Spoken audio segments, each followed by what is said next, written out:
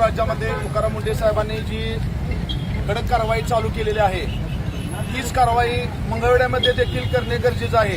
जरी आपल्याला वाटत असेल फक्त शहरी भागातच ही कारवाई किंवा बेसळ होते, पण त्याचं लोन आता पूर्ण ग्रामीण भागापर्यंत आलेलं आहे।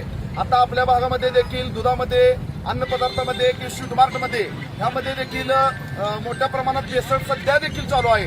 तरी माझी प्रशासनाला आणि तुकाराम मुंढे साहेबांना विनंती आहे की शहरी भागात जशी कारवाई चालू आहे तशीच तळागाळापर्यंत, शेवटच्या घटकापर्यंत, ग्रामीण भागापर्यंत देखील हे लोन पसरलेलं आहे। याचे समूळ कडक म्हणजे खालोपर्यंत नष्ट केलं पाहिजे। आणि अधिकाऱ्यांना विनंती आहे, तुकाराम मुंढे सारखा एक मोठा अधिकारी आपल्या पगारावरती जर खुश राहत असेल, त्याचं कुटुंब चालत असेल, तरी आपल्या ग्रामीण भागातील सर्व अधिकाऱ्यांनी आपल्याला जेवढं शासनाचा पगार मिळतोय त्याच्यावर समाधानी राहून आपण प्रामाणिक काम केलं तर नक्कीच महाराष्ट्रात मोठा बदल घडेल आणि नक्कीच मग महाराष्ट्र आपल्या प्रगतीच्या दृष्टीने व भेसळमुक्त लवकरच होईल, एवढीच मी अपेक्षा या ठिकाणी व्यक्त करतो। धन्यवाद। तुकाराम मुंढे साहेबांचा